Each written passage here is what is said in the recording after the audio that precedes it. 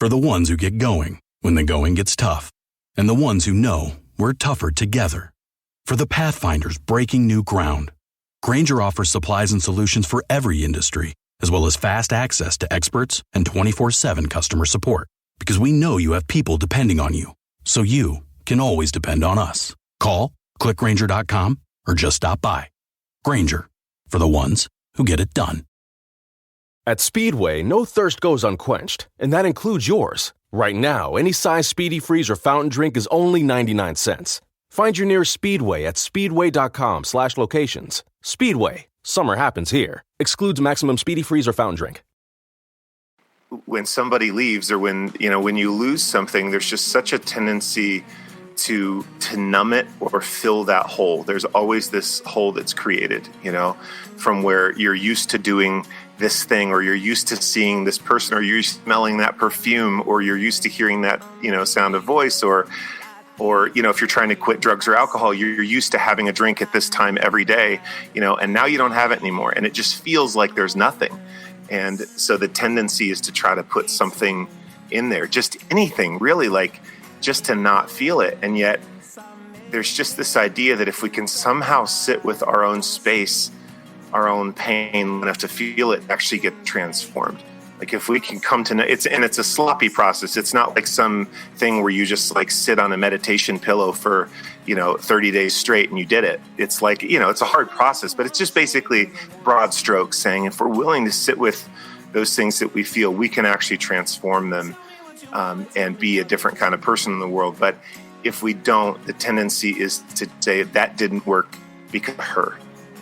Because she was unhealthy, or she was greedy, or she, I don't know, only ever made tuna sandwiches, and I don't like tuna, and that's a sign that we shouldn't be together. Or that's a ridiculous example, but just the idea that we find it easiest to point fingers at someone else than to look at what our part is in things. And what I hoped to do with that TEDx talk for my part was to make the connection between how we do that on a small heartbreak level, that we tend to not look at our own selves or take inventory of what we've seen or what we might have brought to the table, but we blame, and then how we do that on a macro level.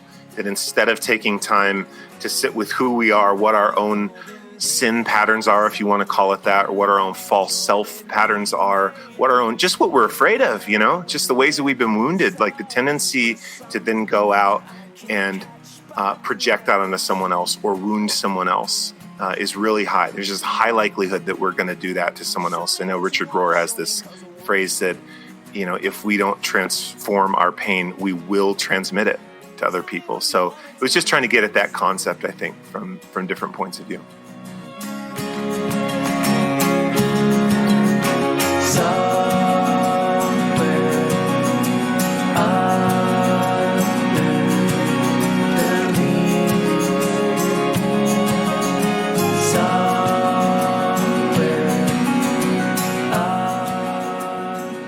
Welcome to the Deconstructionist podcast. I'm your host, John Williamson, and I'm excited this week because, as you guys who have been listening for a while know, I'm a huge music fan. And so anytime I have the opportunity to talk to a musician and kind of pick their brains about where their inspirations kind of come from and that sort of thing, it's always fun for me. So this week, I had a couple guys on, a couple fellas. The band is called Ryanhood.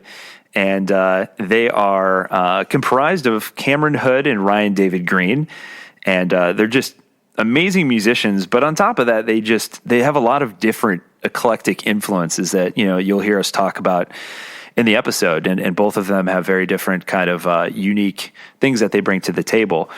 They also have a really interesting TEDx talk that I'll put the link for in the show notes, where they cover some of those topics. And they're a couple deep guys, so it was a lot of fun to talk about music and talk about the things that inspire them and influence them.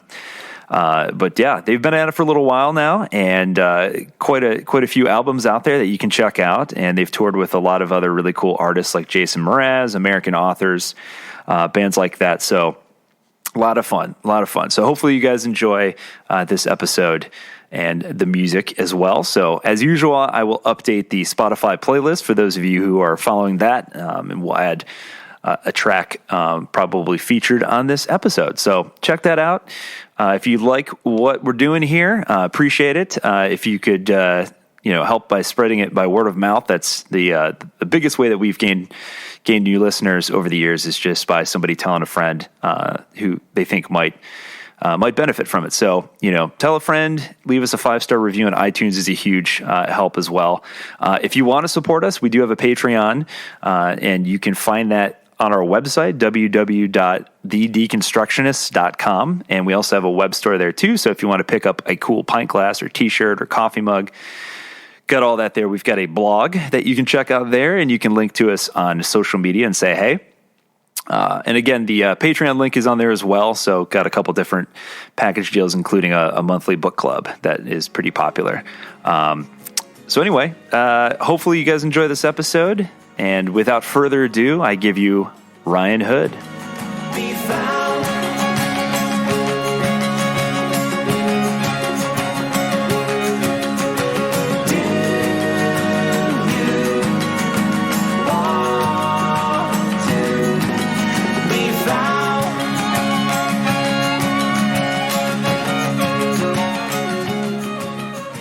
All right, welcome to the Deconstructionist podcast. I'm so excited to have these two gentlemen on. We have been trying so hard to get the two of you on. I've got the band Ryanhood joining me today, on the podcast. So thank you guys for joining the podcast today to talk about all sorts of fun things. It is a pleasure. Thank you, John. Yep, absolutely. To be here with you, man. Well, before we get too deep, because you guys aren't just like your normal everyday band. You guys go definitely very, very deep. I watched your TEDx video and loved it. I was like, man, you don't just get a concert here. You kind of get a little therapy too. So I was definitely digging that. But before we get into that, though, you guys have been making music for a while now. So when did you guys get started? And because there's two of you, I should probably do a much better job this time around of directing questions to one or the other. So let's start with Cameron. Cameron, tell us a little bit about how you guys got your music career started, and then we'll go over to Ryan. Sure thing. Well, I'm Cameron Hood, and this is my longtime friend and collaborator, Ryan David Green. We knew each other in high school when we were in rival rock bands at our small little high school, always sort of battling at the battle of the bands to be like the cool band at the school. And eventually just kind of the tension softened between us, and we kind of admitted to each other that we had a lot of admiration for each other. And so what once was just this rivalry, it's like you end up being like, my rival is like me. He's a guy so much like me. We became friends and started hanging out. He got me a job at a music store. And we started playing guitar together a little bit. But he got into Berklee College of Music in Boston. And we're from Tucson, Arizona, which is where we're calling in from right now.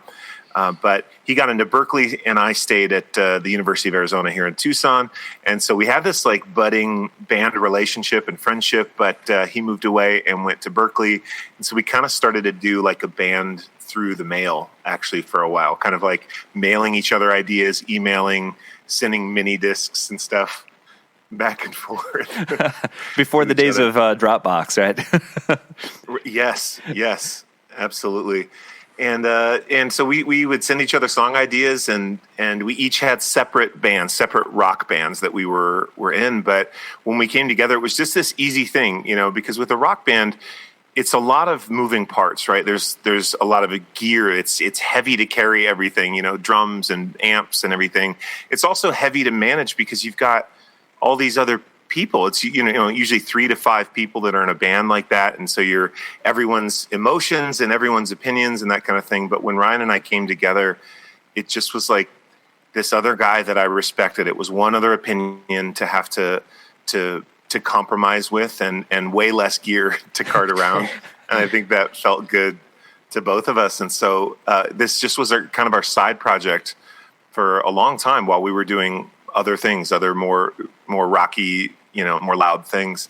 And then kind of around the end of college, both of our bands sort of came to an end. And Ryan was like, Cameron, why don't you move out to Boston? I think I know of a way that we can make a living as as just acoustic musicians. And if I don't know, Ryan, if you want to, you could pick up the story there. But that's kind of how we met and started. Yeah, well, it was. Yeah, I mean, the story was, hey, we're done with college. We can make a living as street performers here in Boston, because I knew some musicians who were doing that, and I had been dabbling in it. He had come out and visited me in Boston a few times on school breaks, and we actually tried some subway performing then, and so that's what we did. He flew out there, and we had basically earned the right to street perform at Quincy Market in Boston, which is a sort of exclusive street performer community where they actually hold auditions in the spring. Whoa. And sort of, there are people who sort of chase the summer season around the world. There's like, you'll get jugglers from Australia or, acrobats and things like that come for these auditions. And so we were auditioning along with a lot of other variety of acts, and we successfully got a permit to street perform there. And that was the start of everything for us. That's where we started building audiences and learning how to get an audience, because you don't even get the privilege of starting with an audience when you're there. You're starting with, a couple people sitting down eating a hot dog and shopping, and you try to turn that into an audience. And so we would watch these other performers in other sort of disciplines different from ours, but we'd watch them and learn from them in the ways in which they would corral an audience and sort of, I know there's a better word for it than manipulate an audience, but would bring this audience to this peak where they would do in their case, it would be the big tip moment. They'd save their big chainsaw juggling moment for the end when they had enough people. And so we did that. We had our closing song that we would do that with, and then I would leap over to the CD table and sell CDs from that table. I remember a really interesting thing about human nature that we learned from watching a lot of those other performers, do it kind of better than we did it in the beginning. And they would do this thing where they would get a couple of people over by any way that they could. They'd just sort of call a couple people over and be like, hey, we're about to have a show. On the count of 3, I need you to just cheer like I've done the most amazing trick or played the most amazing song you've ever heard in your life. I'm not going to do anything but count 1, 2, 3, but I want you to cheer. And so people would go for it, and so they go 1, 2, 3, and everybody would be like, yeah, and just go absolutely nuts. And what it would do is that anyone else, like kind of in the nearby premises downtown or in that overall street performing area, would hear that, and that, like, my medic desire would kick in, that like, I'm missing out on something. I've got to get over there where other people are having fun, that would kick in. And then all of a sudden, about 1 minute later, you'd have all these other people start to trickle in and form this crowd before the person had done anything. And so we even started stealing that trick a little bit too. Brilliant. We get a good song like queued up, and build a crowd that way. You have to actually have something to do to keep a crowd, but that's a fun way to build a crowd to begin with. That's so funny. That's brilliant. So you start performing on the street. You're in Boston, and you guys have just kind of created this band between the two of you. I'm always interested, though, when it comes to bands, like, how did you guys decide on the type of music you wanted to play? Like, I'm always interested to see, like, obviously, I was going to say Foo Fighters. That's a terrible example, though, because it was just Dave Grohl, I think, in the beginning. But like, how do bands determine what their sound's going to be like? We want to sound like this. Like, did you guys sit down and have a conscious discussion about that, or was it just something that you guys kind of fell into? Influentially, at the time, there was sort of the overlap of our influences. When we were in high school together, we both loved all these 90s rock bands. Collective Soul was a favorite band of ours, and bands like that. So this riffy rock stuff. But then there was, it would go back. Beatles were a huge overlap. So we had some overlap influences. There was an album that, this was around the time, we probably formed shortly after Dave Matthews and Tim Reynolds had put out a duo album. Oh, yeah. And that was huge to me because I was an electric player before that, kind of exclusively, a lead electric player in the school of, guys like Joe Satriani and stuff. They were my heroes. And I heard this duo record where it was a singer-songwriter, Dave Matthews, with this guy Tim Reynolds playing acoustic next to him. And it was incredible. And they're playing like arenas, and the arenas are going nuts for like the sound of this acoustic thing, you know, just a 2 acoustic thing. It kind of redefined it. And I've never really thought of this before, but also that was kind of the era when MTV Unplugged was really becoming a big thing too, right? You had the huge Nirvana Unplugged album. It just became clear that like there was kind of a magical essence to stripping music down to that. So it was appealing. And I think that idea, as Cameron mentioned, of kind of going lighter, not stylistically, but lighter, you know, gear-wise, and bringing acoustics out. We definitely go pretty high-powered as an acoustic duo. We one of the things we decided from the beginning was that we weren't going to play sitting down. We didn't want to be, like, if we do the acoustic thing, we don't want to be sitting on a stool. We want to be standing up. We want to be creating a really fiery performance that kind of bucks that perception of a folk artist or a singer-songwriter. And also, the other thing I remember deciding early on was, you know, we both listened to everything, and I had, you know, really like happy music, and I also had, you know, a Nine Inch Nails record, and there was a decision between us, like, hey, let's, you know, we get to choose what we put out there. Let's always, let's leave people feeling better when they leave our shows than when they got there, and let's really bring some hope. So it doesn't mean that we don't sometimes write music, that we certainly go to heavy places. But yeah, when we sort of agree to present something, that I would say that's not necessarily stylistic, but that's more philosophical, I guess. That was like an early mission statement for us. I mean, the thing I thought you were going to say when you were like, we decided that we weren't going to sit down. And the other thing we decided was we weren't going to wear cargo shorts. You know? That was definitely a thing of the time. Yeah. Like we just made this decision that we were always going to try to dress nicely, that we wanted to show our audiences that we took this really seriously, that we were going to make a show. And if they were willing to come into this world with us, like it could be a transformative experience. I don't think we would have used those words for it yet, but we just wanted to show the audience that we took it seriously. But the real thing, the theme I think that Ryan just mentioned is really true, that we decided that we wanted to always at least leave it on hope, to be able to find hope in any situation.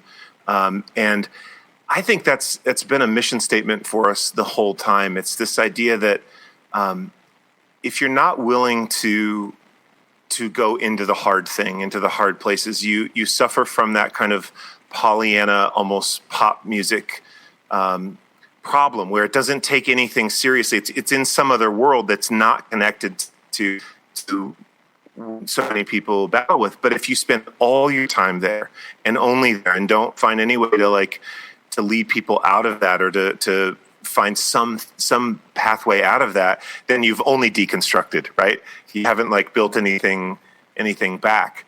And so that was, I don't remember whose idea that was, Ryan, yours or mine in the beginning, but we've just stuck to it since then. Like, let's be willing to, you know, do this kind of path of descent thing in the shows, in the songs, in the stories that we tell, but we're not going to stay there.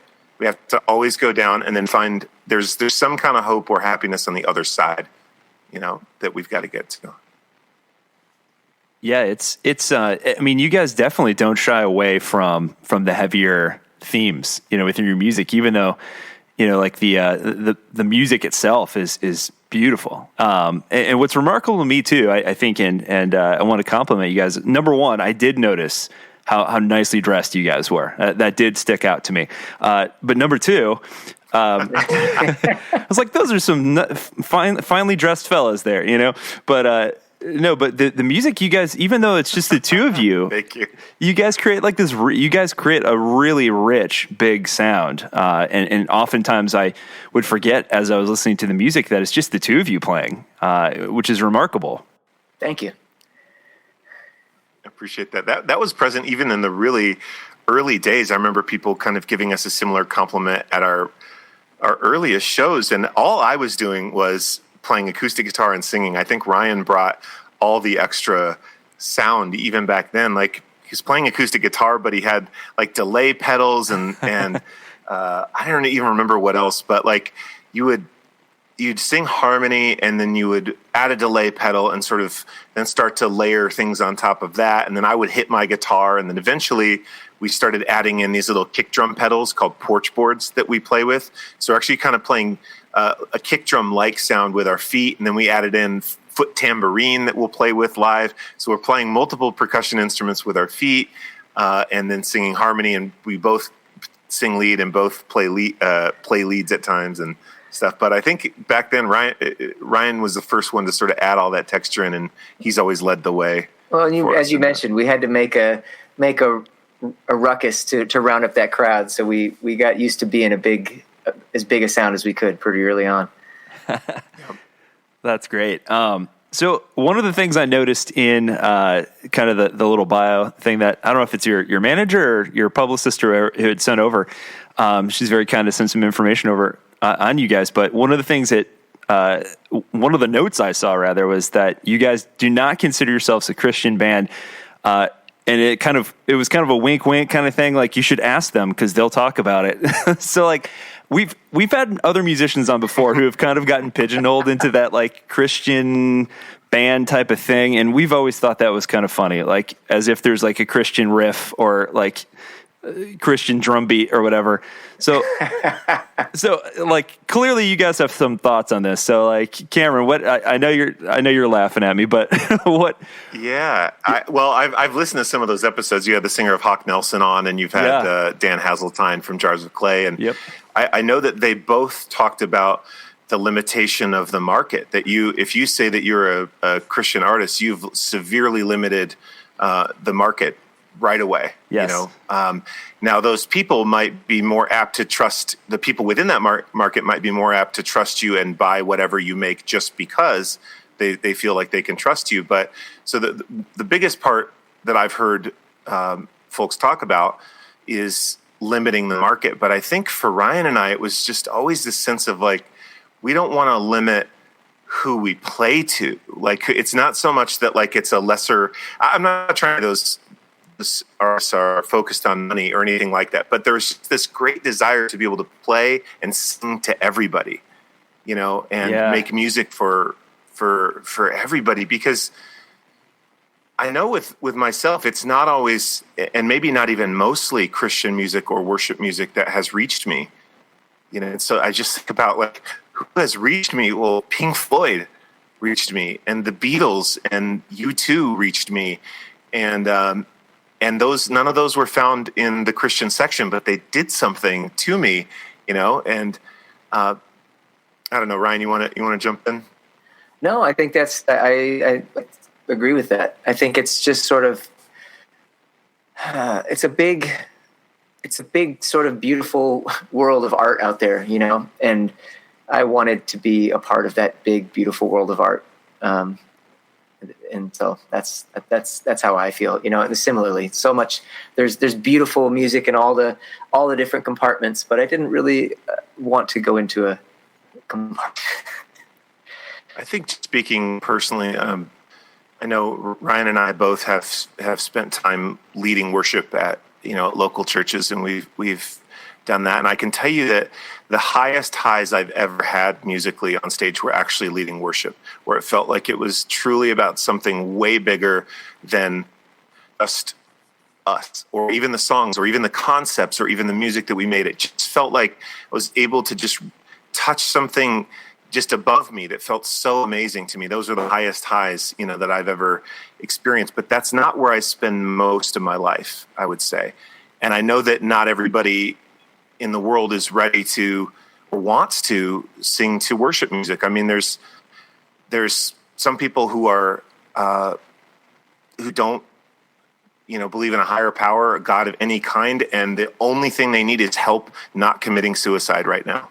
Right. You know, they just need to find some kind of beauty or someone to sing, "I dare you to move. I dare you to pick yourself up off the floor." Like, that's the thing that person needs. You know, and if that's only ever found in the Christian section or on Christian radio, right? You have to be casting a much wider net than that, you know. And then there's I don't know. I guess I'm trying to say there's all people at every stage of spiritual. I don't know if progress is the right word, or just there's all different ways to speak to people. So we need bands making music for all different kinds of people. That's the main thing I'm trying to say, you know?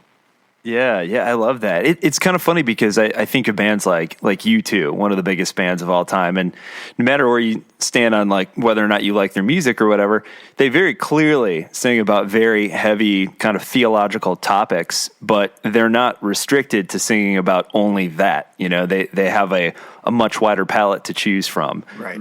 You know, and I've always felt like that kind of seems like the right way to go. Yes. You know, like, because then you have the freedom to talk about anything you want to talk about. Like you just said, you know, there are people out there who maybe just need to hear a message of hope just to hang on for one more day. And you have the freedom to do that, to speak to that, to be as gritty and as dark and as light and as happy as you want to be.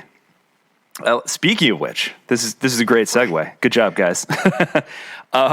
One of the songs that you guys play on your TEDx talk. Yeah, see, there's magic in the air here. So you guys talk about, and this one hit me pretty hard because I've learned, and I told your publicist this. I said the podcast kind of runs itself. We've kind of realized that over doing it for 5 years that doors just kind of opened as they're supposed to, and in the right moment, and topics kind of present themselves just kind of at the right moment. And we stopped questioning that years ago and just kind of roll with it. So anyway, I'm sitting down and I'm watching your TEDx talk.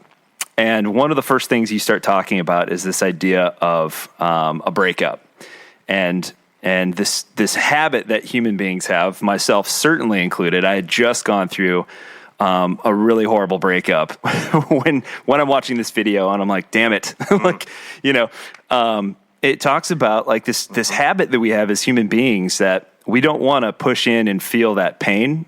Especially when it comes to a breakup, like a broken heart is one of the more painful things a human being can possibly go through. And our instinct is to move away from that pain, not push into it, but move away from it. And so often, as you put, much better than I'm putting it now, you try to fill that void with something else, whether it's fun or, you know, drugs or another person or whatever. And oftentimes we're not in a healthy place at that point. You know, we're just trying to fill this void as opposed to learn the lessons we need to take away and to put in the time to heal and that sort of thing. So talk about that, and then talk about the song that you wrote around that idea. Sure. That was an experience that ended up culminating in a song that we wrote together called "I Didn't Put Anything Into Your Place." And the idea there, you really captured the heart of it, that when somebody leaves, or when you lose something, there's just such a tendency to numb it or fill that hole. There's always this hole that's created, you know, from where you're used to doing this thing, or you're used to seeing this person, or you're smelling that perfume, or you're used to hearing that, you know, sound of voice, or, you know, if you're trying to quit drugs or alcohol, you're used to having a drink at this time every day, you know, and now you don't have it anymore. And it just feels like there's nothing. And so the tendency is to try to put something in there, just anything really, like just to not feel it. And yet there's just this idea that if we can somehow sit with our own space, our own pain enough to feel it actually get transformed.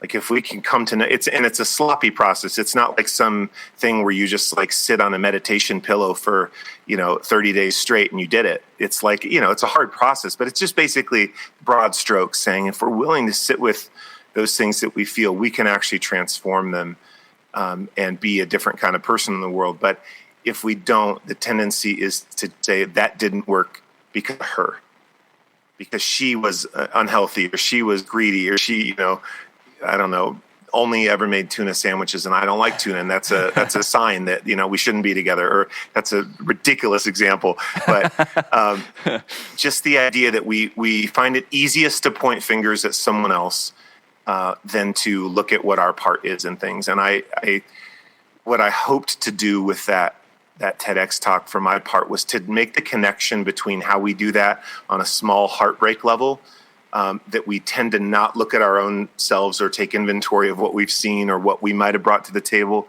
but we blame.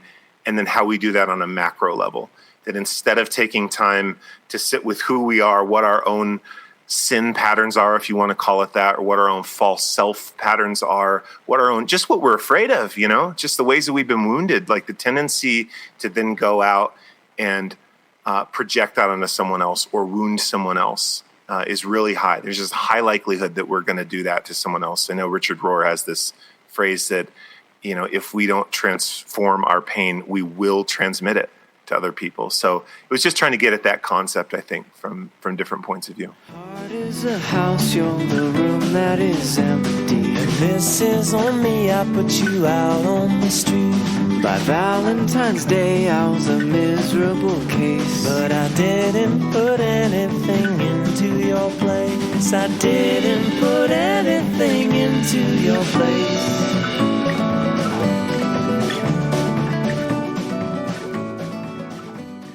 Yeah.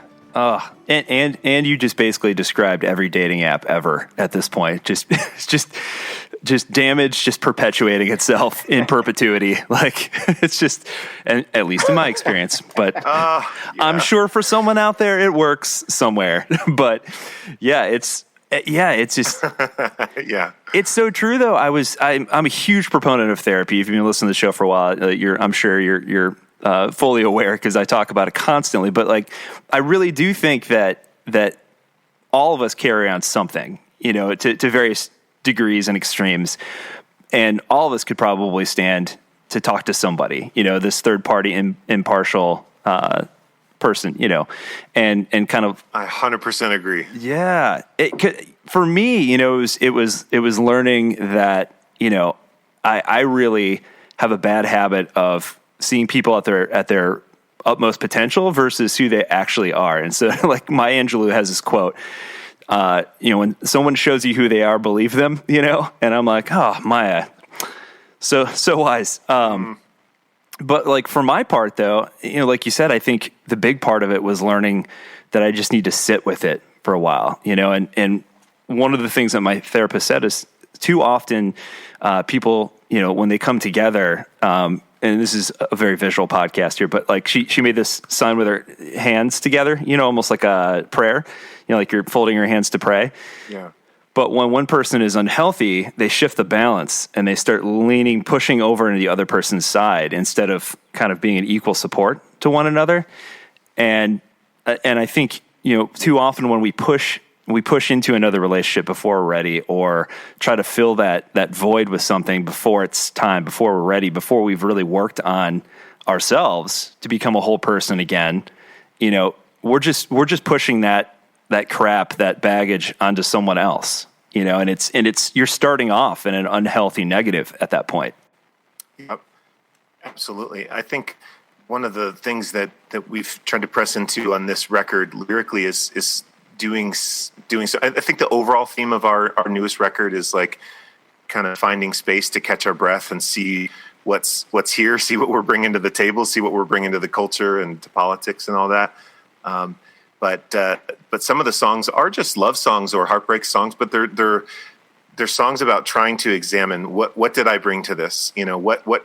How could I have shown up differently? So instead of just being like love gone wrong, which is a whole genre of pop song, it's like love gone wrong. And what did I bring to that? We've got the song, I didn't put anything into your place, or no, it's called, that was the other one that was called, I didn't have the chance. And it's just this song about like, I didn't have the chance to tell you, I didn't have the chance to make this right, or to make this relationship what it needed to be. And then at the very end of the song, it goes, I didn't have the chance because I didn't take the chance. Oh. And it's just a tiny little lyrical change. But in that you have ownership, you have responsibility of saying, this was not done to me. Like I'm involved. I have a part to play, a part to own too. Gosh, yes, that's so true. Hindsight being 20/20, it's if you do take the time to sit with it and figure out, okay, what part did I play in this? Because when you're talking about human beings in general, we're talking about very complex, messy creatures, and then you factor in a relationship. There's always two sides to it. No matter, it might be heavily weighted in one way, one direction or the other, but certainly there's things, that both parties contributed. That's just an easy springboard into politics for me. But it's not one that we have to do. And we don't have that many political songs on our record. There's only one, maybe two. But just the idea of sitting with ourselves and who we're bringing into the culture, making sure that we're the kind of citizen that we want the other side to be, because it's just a lot easier to point a finger over at the other side and be like, here's how they're getting it wrong. Yeah. But if we don't transform our pain, we will transmit it. We're going to project it somewhere. Oh, absolutely. And I think you're right. I think there's this element to, as soon as you point the finger, you start to dehumanize the other side as well. And so it makes it very, very easy to disconnect from them as opposed to come together and have fruitful dialogue. Because at that point, having fruitful, meaningful dialogue is nearly impossible once that happens. Right. Absolutely. There was that whole thing from, I don't know if I could say it, Zizek, I think is how you say his name, but he talked about ideology and he talked about the movie Jaws, and when Jaws came out, the United States was like, this is clearly a movie about communism. Like the shark represents the specter of communism, but in Cuba, they saw the movie also and were like, this is clearly a movie about capitalism. The shark represents capitalism. But the point being that we like to take our fears and compile everything around one big bad thing, in this case, a shark, or one big bad politician or one big bad group or something. And typically when we're able to do that, we can dehumanize them or anyone that follows them. There's this thing that we're able to do and sort of go, I'm allowed to hate them because they're not really like me. They're not really human, Yeah, gosh. Yeah, that's getting into the political weeds. No, that's it makes me think of. And I'm not personally. Oh, go ahead, Cameron. Oh, sorry. I think we have a little bit of lag with the audio, but we do, yeah. I just was going to say I'm not super interested in the politics per se. I'm just really interested in being healthy people. Can you just imagine if all of us took some time to do therapy like you're talking about and just know the things that we're afraid of and know the wounds that we have, rather than going and telling, another side what they need to do. Not everyone is equal. There are real harms that have been done by certain groups more than other groups and to certain races. I'm not trying to make everything equal, but I'm just saying that when we have listened well to our own pain, our own wounds, our own stories, we become better listeners to the pain and wounds and stories of others, all those conversations become easier when we've made some space to sit with what we're feeling also. So I was just saying, can you imagine what our political discourse would be like if we all had some awareness of our own wound and our own shame and our own fear that we were bringing to the table? As a pro who paints, your reputation depends on great results. At Lowe's, we have the brands that deliver. Now during our Just for Pros event, save $40 on HGTV Home by Sherwin-Williams Showcase and Weather Shield 5-gallon pails. Or save on Valspar Multi-Surface Primer 5-gallon pails. Was $72, now only $55. You save $17. Shop in-store or online. Lowe's, the new home for pros. Offers valid 7/12 to 7/23, U.S. only. Oh, gosh. Yeah, you weren't kidding. And it just seems like, and I often blame social media for this, but I know it's much more complex than that. I just like to bash on social media because it just seems so unhealthy. And so often, you just see a lot of anger and a lot of shouting, on social media, a lot of the different platforms. But I think once we've kind of boiled things down, these very complex issues down to taglines and just these terms, whether it's conservative or progressive or liberal or whatever, now they've taken on kind of this negative connotation. It becomes very easy to just shut your ears off and then just shout those words, those terms at one another without truly listening. And you kind of, it's frustrating sometimes, to sit here and watch this kind of discourse take place and wonder if we can ever truly get back to a place where we can sit at a table together and break bread and have a meaningful conversation. And so, like, from a music perspective, like, that's something that I think can bond people together, you know, much in the same way as a meal can. So how do you view your music from that sense? Like, trying to bring people together? Because obviously you write about very heavy topics and very heavy themes. But how do you see your music from in that sense? I think you said something like that music can be like a meal, and it's like everybody has to eat. Everybody has to sit at a table and have a meal. And I think it's kind of similar to, you know, when Ryan and I were still rivals in high school, you know, there was no, it's a funny way to put it. It's just, I was jealous of him, you know, in high school is what down to. Really, really good guitar player with this really awesome band. And, you know, and I wanted to be awesome also at the same high school and everything. We had a CD when you had a cassette. Right. I mean, that's a big deal. And you're in high school, and we're like, look, we made a cassette. And he's like, oh, that's awesome. Here's our CD. And you're like, no. Like, they got us. That's awesome. But I remember he came over to a party at my house one time, and he picked up the guitar that I had kind of lying around at this, like a high school party, you know, and he picked up the guitar, and I had this friend who was kind of like playing the role of a henchman who like came up to me and was like, yo, Ryan Green is at your house. Ryan Green is in your room. Ryan Green has picked up your guitar and he's tuning it. He's tuning your guitar differently. Do you want me to stop him? You know, and, that's like and all the ladies are in there paying attention. And I was like, no, let's go. You know, let's go right. see. Exactly. That's probably why I was jealous. You know? But I go in there and I listened to this song that he was just kind of noodling around on this song that he was working on, and I was like, you know, play this song, Ryan. Like, I'd love to hear this. And he's like, oh, no, I couldn't. I'm like, come on, play it. He's like, okay, all right, I'll play it.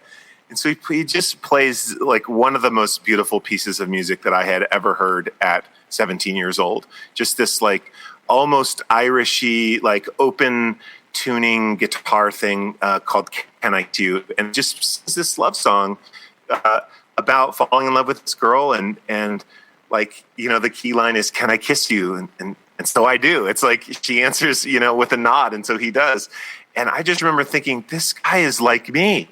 This is like, and I only know that through music. You know, like he sang me his heart, and he's vulnerable enough to like sing me the song he was working on. I was like, this is exactly what I think about. This is exactly what I write about. I didn't know that the maestro, Ryan David Green, the maestro, like, you know, wrote about that and thought about that. And it just instantly bonded me to him. You know, my enemy is like me, you know, just to kind of connect all these thoughts that I agree with, John. It's like, and how sacred I think music is as a unifier, as a, you know, it gets called the universal language. That's an amazing look at it right there. We can all sort of be moved by music, whether we even understand the lyrics or not. That's incredible. And it can change us even. But I think about that. We just had the privilege of playing a few outdoor shows to celebrate the release of our new album. And man, first of all, we've all been apart through the pandemic. And there's just a lot of, you know, separations, a lot of political stuff going on. And so to feel, Cameron made a comment during that show, like around you right now are people who feel totally differently than you do, who think totally differently than you do. And basically just put out kind of a plea, like to have grace for one another, that we're all trying to figure this out. We all have valid reasons that we have for fears, and it's just what I love is just that music can be a place where we all come together. I also kind of don't like social media when I think of bands that I think of any band or any artist, and how most artists used to be able to that was probably their main function, was like unifying people. Hey, who loves this? Me, you know, 40,000 of us loved it. Love Bono. We're all there. Like, let's go together. We saw U2 in Boston, and at the end they closed with 40, and the show ends, and 10,000 people streamed out of Boston Gardens singing how long, sing this song, as they streamed out into the bars of all the areas. This echoed on the street. We walked to that. It was this incredible unifying thing. And the point with social media, the unfortunate thing is, I see people's comments list and you realize these fights break out, on social media. It's these fights that don't break out when we're in person. When we were at a U2 concert, we're at a concert, we're at our own concert, we see each other as brother and sister, we're there together. And so it is, it has art in general, but music really has incredible power. And I sure hope that we can get out to where we're seeing shows together, and that's kind of that metaphorical breaking bread together, I think, in a way, is that we all look at each other and nod that, hey, I'm happy to be here too. I like this too.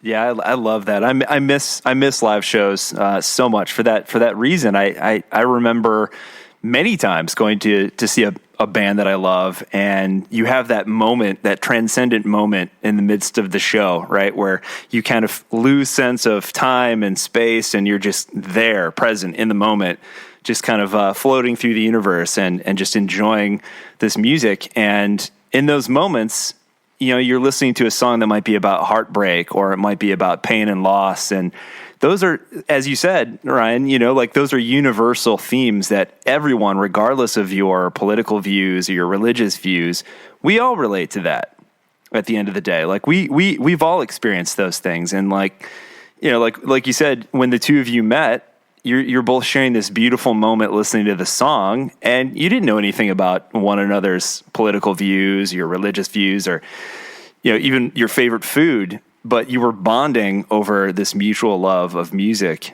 And, I think that's so strong. Absolutely. So tell me, guys, that's beautiful, Ryan. I love that.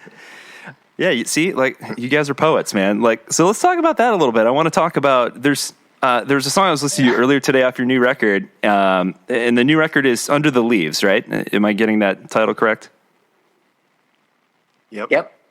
So there's a song, you're going to have to tell me, I think it's the song Under the Leaves, but you have this lyric that I literally rewound it. However you do that on Spotify, I have no idea. It's not probably rewinding. It's moving the slider thing to the left. I don't know. But you have this lyric that I listened to. I'm not even kidding. Probably seeked it. Yes. But I think I listened to this lyric 15 times just because I loved it so much. Where you say, "In the grayness of the raining, in the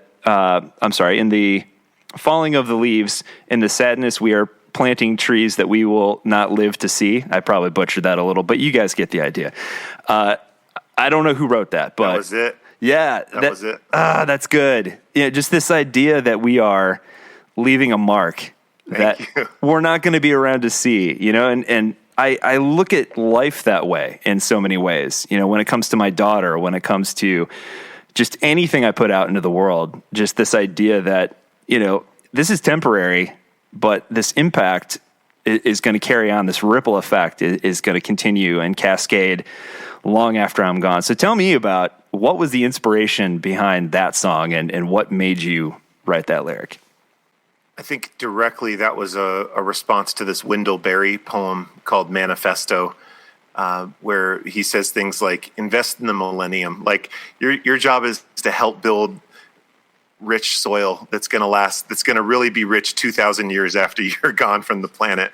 But that, it's that in contrast to what we're doing on social media. We're all, many of us, I think if we're honest, we all want to be some kind of influencer, on social media, leading people and helping them. Maybe I won't speak for anyone else. I have that. My ego wants that. I just want to be some cool guy that's smart, that's like a wise guide for everyone else. And it's the idea though, that to invest too much of myself in that, it's my worth then just goes up and down based on likes and how many people have seen, and whether the people that I want to see the thing that I posted have seen it, and whether I'm agreed with or not, and whether I always say the right thing or I don't.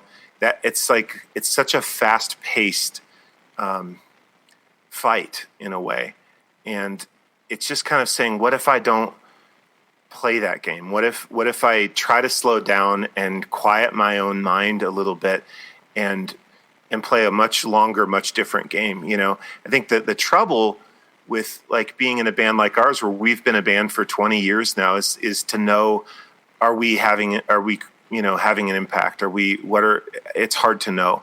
If you're up one day on social media, you're down the next day on social media. And so if you're judging by that, you just can never really tell. But it's saying we're investing in the millennium. We're meaning we're investing in that soil. We're investing in just planting our seeds. That's all we can do is, I think about things a certain way and Ryan thinks about things a certain way. We write music a certain way. We're going to plant that. That's what we have. I love it. I've never thought I'm going to start saying that on stage, when we're playing to 48 people in Charlotte or 19 people on a Tuesday night, just say like, folks might seem surprised to see only 19 people, but this is all part of the plan. This is a long game here. In the year 3000, we are going to be a big deal. As I'm staring at the ceiling, I see shapes and stars, like I'm painting you a work of art. Oh, man. So you just mentioned you guys have been around for 20 years, which is crazy because neither one of you look old enough to have been playing music that long. But for 20 years, that's a long time. And surely, obviously, your inspirations have changed over time, and the things that inspire you and feed you. We talked a little bit about Zizek and Roar and folks like that. But what things inspire you now? Let me start with Ryan, I guess, and tell me a little bit about when you're writing music, when you're sitting down with your guitar, what are the things nowadays that really kind of make you want to sit down and write? Well, lately our roles, especially on this last album, I did much of the musical side of it and handled the production of the album as well. And Cameron did most of the lyrical side of it. So we've always had a leaning that way. Lyrics and message and metaphor and it has always been really a big love of Cameron's. And I've always been a kind of music first kind of person. The song has to sweep me away, kind of on its own melodies before I even dig into the lyrical content. So we're a good team in that sense. And this album, we leaned more heavily in those directions. I don't know if I say lean, but we sort of gave each other more power in those areas. So, and that's still kind of where I am now. I'm writing a lot, but it's very, I listen to a lot of instrumental music. But it could be, let's see, currently, I mean, it ranges all over the place. That's the downside of not having physical CDs right now, and just having this sort of Spotify thing. I have to look and see what have I listened to in the last week because I don't have anything on my desk in front of me. But there's, some sort of virtuosic leaning instrumentalists that I'm huge fans of. People like Chris Thiele and Bela Fleck. I've been a fan of for a very long time. So a lot of these acoustic players, and Julian Lage is a guitarist that I love. So listening to things like that and just playing a lot of guitar and mandolin and but it's hard to tangibly. I've gone so long-winded. I lost sight of what your actual initial question was. Can you repeat your initial question so I can tie it up with a bow? Sure. Oh, it's just what are your inspirations today when you sit down and write versus maybe because you named some great bands, by the way. Those are bands that I grew up with that you mentioned earlier, like Collective Soul and bands like that. So, who are the bands of today that you're listening to right now that are inspiring you? Well, let's go. I'll get really accurate here, Spotify and I'm going to open it up right now and tell you.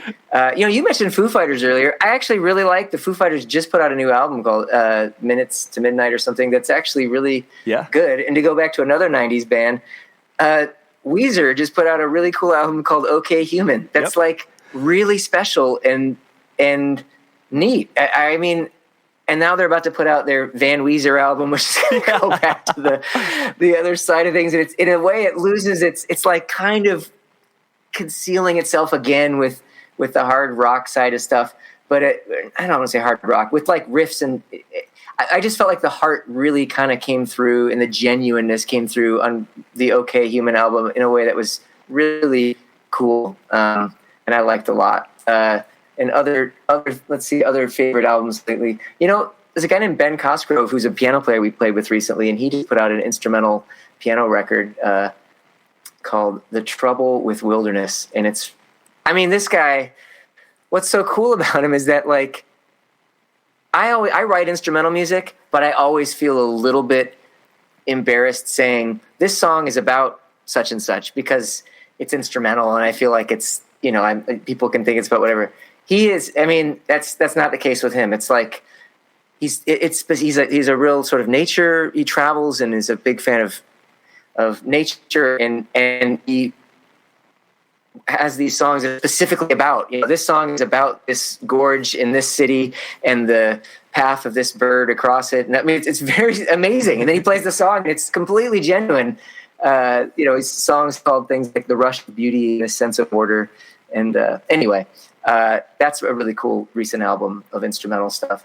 I've been listening to some bluegrass stuff. There's a guitarist named Grant Gordy who just put out a bluegrass album with some other musicians. It's called Bluegrass and the Abstract Truth. That's really cool. I like McCartney's new album, McCartney 3. Yeah, I thought that was really cool.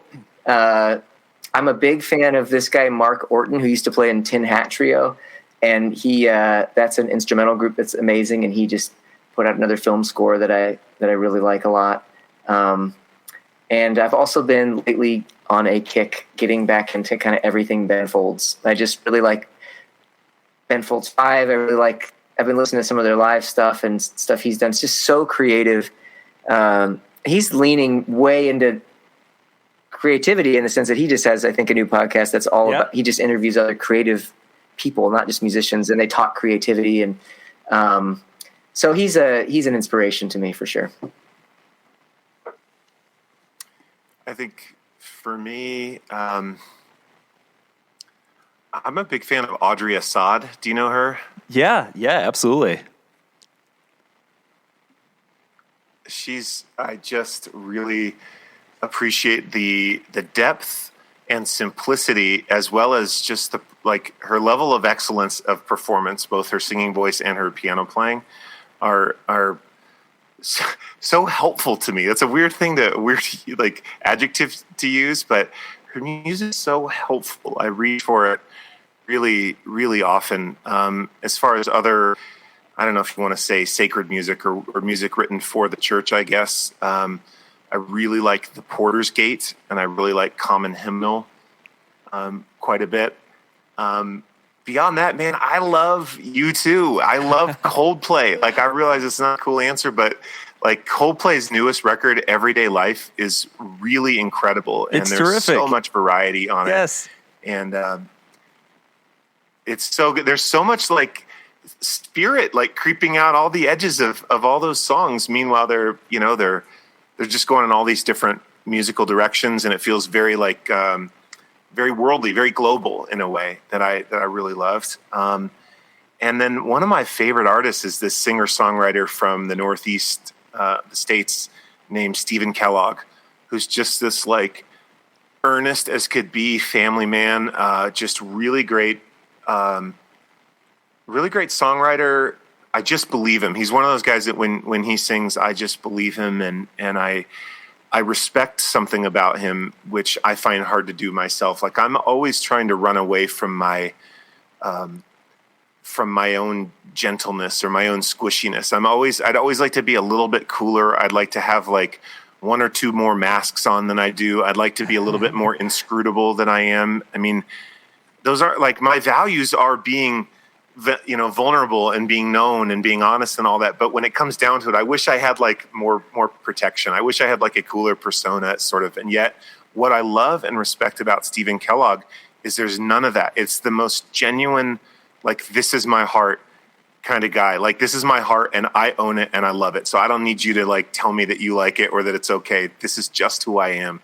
And this is, now I'm singing some songs about my wife and my 4 daughters, Yeah. That's the kind of That's the kind of dude that he is. And there's something about that genuineness, that earnestness that I like, even though I kind of run away from it for some strange reason in my life. That's a very vulnerable place, because you're writing a song that could be out there, forever, about something that could be very, personal to you. And so that's a special type of songwriting. And Ryan, I totally agree on Ben Folds. I've been listening to, picking up on him again lately, and just what a great narrative storyteller when it comes to songwriting. He just has this crazy gift. Like, my favorite songs that he writes are ones that are where he's telling usually a sad story, but like there's always some sort of kind of narrative arc happening. But yeah, I'm gonna have to check out the Stephen Kellogg. Mm-hmm. Yeah. I would say, like, if you guys haven't listened to him, the band Manchester Orchestra has been one of my favorites for a while. They just dropped a new album last week, and from a lyrical standpoint, that dude, I think his name's Andy Huff, I think, is the lead singer, just kills me every time they come out with something new. Lyrically, it's like poetry. Oh, okay. Our buddy Joe is always telling us to listen to Manchester Orchestra, and I've never really given him like my full attention yet. So you've just validated Joe Sorensen in Iowa right now. He's got to be doing some fist bumps right now. So the new one is called like a Million Masks of God or something. Yeah, something like that. Yeah, it's super good. The one before that too, I haven't decided yet. I've been listening to the new one on repeat for the past several days, but the album they dropped before that, what is it? A Black Mile from the Surface is, I think, for my money, one of the best complete albums from start to finish. Like, you guys have been in the scene for a long time, so you know kind of the space we're in now, where it's very much instant gratification. Everybody's just putting out singles now, and there's not a whole lot of like complete albums, it seems like, anymore, from start to finish. And this thing is it's cohesive. There's a lot of variance in it, but it all makes sense. It flows together really well. Lyrically, it's just incredible. I think the last song on it, I think it's the last track. One of the last tracks, called "The Silence," is just one of my favorite songs ever.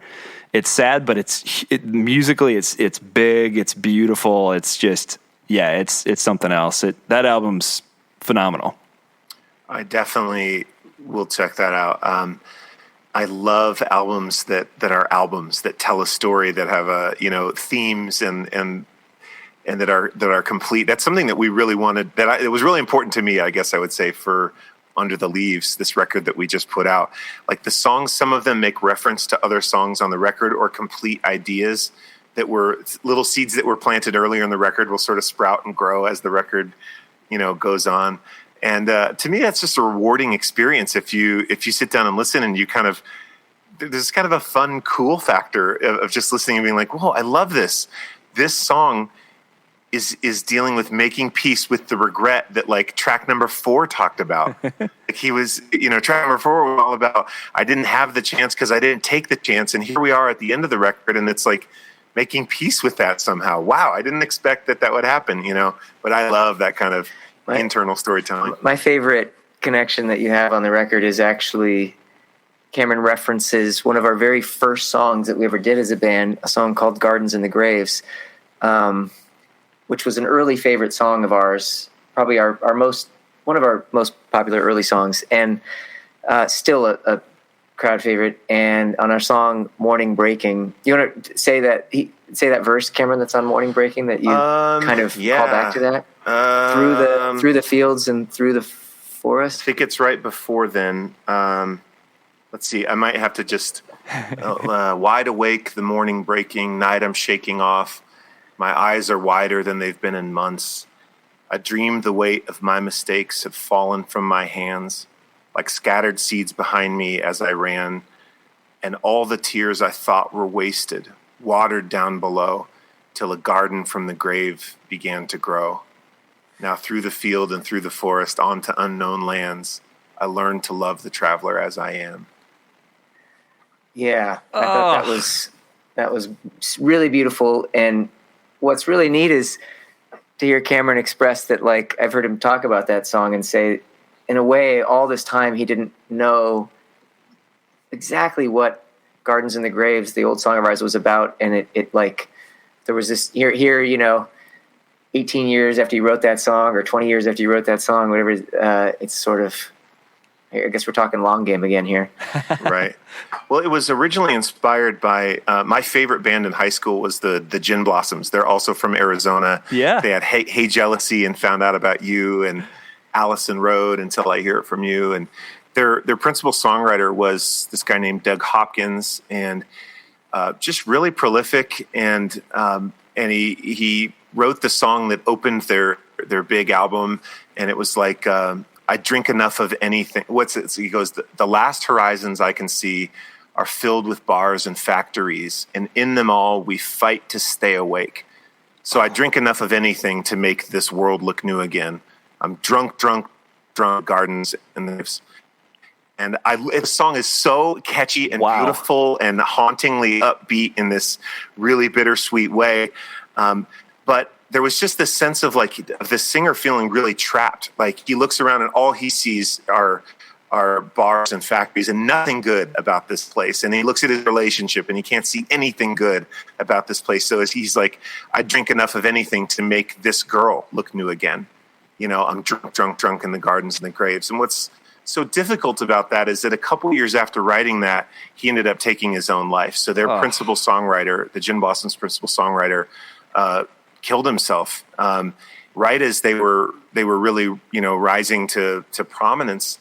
And it's just, I think that stuck in my mind because that's like, well, you kind of know escapism can only take you so far, alcoholism can only take you so far. That was the natural end result of that. But there was something in his seeing that was stuck. It was like, I can't make sense or find beauty in any of this. I mean, the beauty he found, I guess, was in the songs, the melodies that he wrote. There was a lot of gorgeous melodies and harmonies happening in there, but it's that he couldn't find a way to make peace with those parts of the city that he was from, or make peace with his family, or make peace with the relationships. And that's like the thing I feel like that, I wrote those a long time ago for our Cigars in the Graves, kind of responding to that and being like, well, we need to learn to like go out of the world and be a different kind of person, a more hopeful person in the world, but I still didn't really know what that idea Gardens in the Graves meant until now. And that's what it means on this record, on Morning Breaking, is that we have to find a way to look at all the mistakes, all the good parts, and see all of them as seeds that have been filling the soil, and the very pain, the tears that we would do anything to avoid are the very thing that waters the soil, and it ends up growing this garden behind us if we let it, it's sort of trying to find a way to see the beauty that comes out of all this pain, all these mistakes, everything that we would rather avoid. Oh, man. Well, guys, I don't know that there's a better way to end it than on that note. So before I let you guys go, tell folks where they can stay up on top of what you guys are up to, get a copy of the new record, and all that good stuff. Yeah, well, just Ryanhood.com. The band is Ryanhood. It's like Robin Hood, but Ryanhood, one word. And yeah, go on, jump on there and get it from there. One thing that's actually really special about the new record is we made a companion book with it that is full of expanded artwork, but also essays and stories behind all of the songs. So, if you like a podcast and like going deep, you would probably like to put on the record and go deep and read the stories and thoughts behind everything on it. So that's probably one of my favorite elements of this. So yeah, you can get that there. It'll link you to our Bandcamp where you can get the music, and you can stream it on Spotify or any of those places, and find us on all the socials and on Patreon and all that stuff. Yeah. I just want to add, if I could there too, John, like how much appreciation I have for what you and Adam started with this podcast and what you're carrying on, because it strikes me that that you're doing this thing. I think I heard first from Richard Rohr, which is like, it's something like transcend and include, like question and grow. But I always get the sense when I listen to this podcast that you're never shaming earlier thoughts. You're never sort of like disowning places that you've come from, or writers that were helpful to you when you were younger, or sort of going, oh, well, that's the old thing. And, there's a sense in which you're it seems to me that you're including those ideas as you grow, and there's something that's really gentle and really grace-filled about that. So I didn't want to end this podcast without telling you how grateful I am for what you guys, for the approach that you guys have to growing in all these ways, you know. Oh, thank you. That means a lot to have you say that, because that was a very intentional approach when Adam and I first started, and has continued to be an important component of this podcast, especially as there's a lot of new content out there that fits into this kind of niche, and I don't know that all of it's necessarily healthy, from the respect that a lot of it comes from a place of anger and resentment from that sort of upbringing. And I think there's a way, like you said, I think Roar, if he's taught us anything, it's, like you said, to transcend and include, and I think appreciate the roots and the structure that you received in your younger years, and building off of that, as opposed to, I guess, taking cheap shots at it. I think that's easy to do, and it's easy to stay in that place of anger and resentment, but I don't know that you can stay there, and I don't know that you should stay there. And so I really appreciate you saying that. So, yeah. Well, thanks again, guys. You're welcome. It makes me think of it. Oh, sorry. Go ahead. So sorry. No, it's the delay. Please. Yeah. No. Yeah, I know. This is just this kind of odd audio lag. You don't even have to include this. It just makes me think of that desert island story that Peter Rollins tells. Yes. Do you know that one? Yeah. Like it's just kind of that thing that you're like, instead of always disowning the thing that came before, you just like, it's all a part of what got you here, what got you to be the person that you are now, you know? Yeah, 100%. Absolutely. I love that. Yeah. Pete's great. And what you said earlier kind of made me think of him when he talks about, where we pay attention more to the symptoms, than we do to the underlying, root cause of what's causing those symptoms to manifest. And there's a lot of good folks out there like Pete and like Roar and a lot of those other folks who are just doing, Jacqueline Bussey, Diana Butler Bass, doing really great work, while I think still maintaining this level of humility and grace for, where we came from. Yeah. Well, thanks so much for having us. It's been a pleasure. Yeah, thanks so much, guys, for coming on. We're definitely we'll feature some of the songs that we talked about. Hopefully, if I do a good enough job of editing, it'll be kind of tucked in there throughout the discussion. But can't recommend enough. The new album is absolutely gorgeous. Great job to the both of you, from the music to the production quality to the lyrics. It's just a beautiful album that I think people are going to enjoy. So go out and get it. Go support the guys. And guys, thanks again for coming on. This is really fun. It was a pleasure, John. Thank you.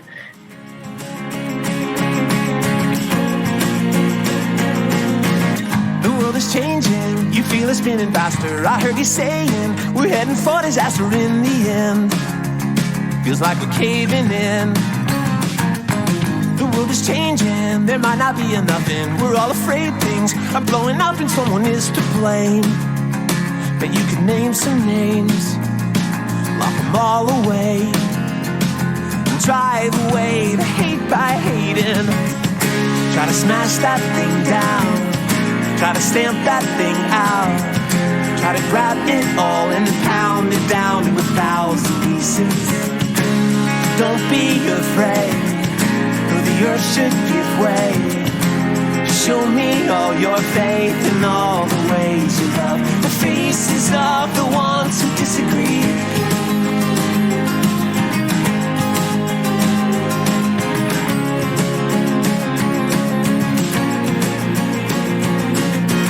The world is changing, it's not that different really. We do the same things we did for centuries when we get scared.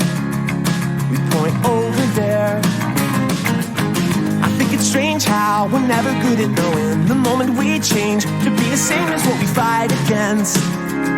Just feels like self-defense. So we try again. We drive away the hate by hating. Try to smash that thing down. Try to stamp that thing out. Try to grab it all and pound it down to 1,000 pieces. Don't be afraid, though the earth should give way. Just show me all your faith in all the ways you love the faces of the ones who disagree.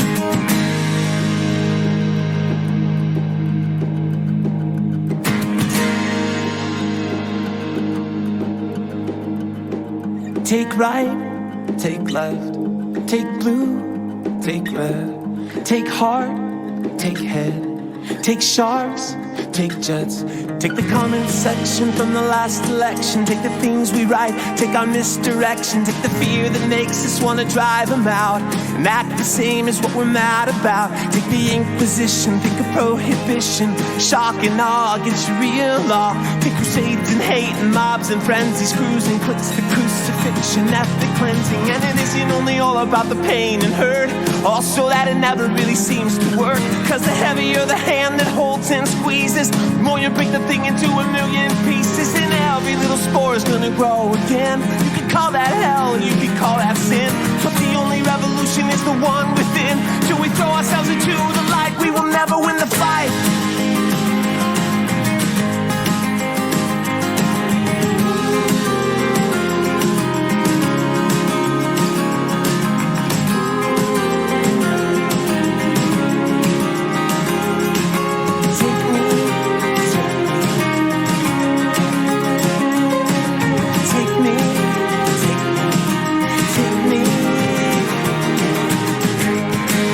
Smash that thing down, never stamp that thing out, never grab it all and pound it down to 1,000 pieces. So don't be afraid, though the earth should give way. Just show me all your faith in all the ways you love. Try to smash that thing down, try to stamp that thing out, try to grab it all and pound it down to 1,000 pieces. So don't be afraid, no, don't be afraid. Just show me all your faith in all the ways you love the faces of the ones who disagree.